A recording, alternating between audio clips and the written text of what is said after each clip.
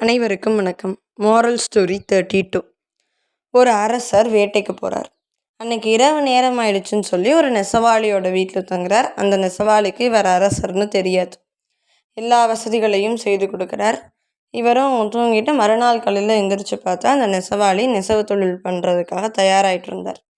அப்போ அவர் கையில் ஒரு நூல் கட்டியிருந்தார். எதுக்கு இந்த நூல் கட்டியிருக்கீங்க அப்படின்னு அரசர் கேட்டார். அப்போ நெசவாளி சொல்கிறாரு, இந்த நூலை என் குழந்தையோட தொட்டிலோட நான் இணைச்சிருக்கேன்.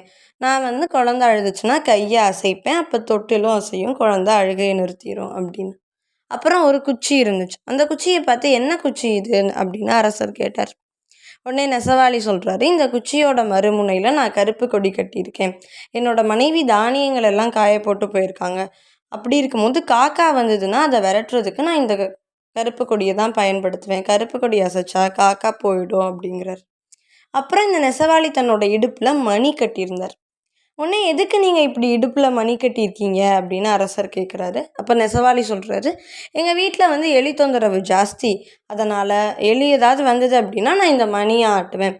அப்படி இருக்கும்போது அந்த சத்தத்தில் எலி ஓடிடும் அப்படின்னு. அப்புறம் ஒரு 5-6 சிறார்கள் இவரோட வீட்டு ஜன்னலுக்கு வெளியில் நின்றுட்டுருக்காங்க. உடனே எதுக்கு இந்த சின்ன பசங்கள்லாம் நின்றுட்டுருக்காங்கன்னு அரசர் கேட்குறார்.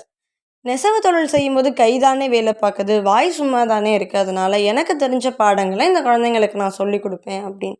இப்போ அரசருக்கு ஒரு சந்தேகம், இந்த சின்ன பசங்கள்லாம் உள்ளே கற்றுக்கலாம்ல, ஏன் வெளியிலே நின்று கற்றுக்குறாங்க அப்படின்னு.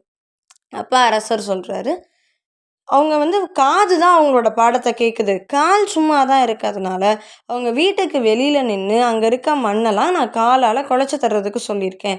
அவங்க காதால் பாடத்தை கேட்டுக்கிட்டே காலால் மண்ணை குழச்சி கொடுப்பாங்க அப்படின்னு இவர் சொல்கிறார். இவ்வளோ ஆச்சரியமாக இருக்கு எனக்கு அப்படின்னு அரசர் ரொம்ப வியப்படைகிறார். எப்படி ஒரே நேரத்தில் ஒரு மனுஷன் இவ்வளோ வேலைகளை செய்ய முடியும் அப்படின்னு அந்த நெசவாளிகிட்ட கேட்குறார். அப்போ அவர் சொல்கிறாரு, இது மட்டும் கிடையாது, என்னோட மனைவி கிரீக் நாட்டை சேர்ந்தவங்க, அதனால் அவங்க தினமும் 10 கிரேக்க வார்த்தைகளை எழுதி வச்சுட்டு போவாங்க, நான் படிப்பேன் அப்படின்னு சொல்கிறார்.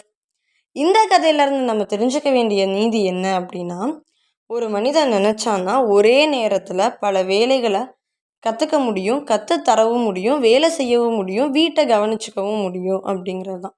நம்மளோட சோம்பேறித்தனத்துக்கு காரணம் சொல்லிட்டு நம்ம உழைப்பு கொடுக்காம இருந்தோம் அப்படின்னா நமக்கு உயர்வு கிடைக்காது. அதனால் நம்ம உழைக்கணும், அப்போ தான் உயர்வு நம்மை தேடி வரும். நிம்மதியான, நிலையான, சந்தோஷமான வாழ்வை நாம் பெற முடியும் அப்படிங்கிறது தான். இனிமேல் எல்லாரும் உழைப்போம், உயர்வோம் அப்படிங்கிற உறுதியோடு இருப்போம். நன்றி, வணக்கம்.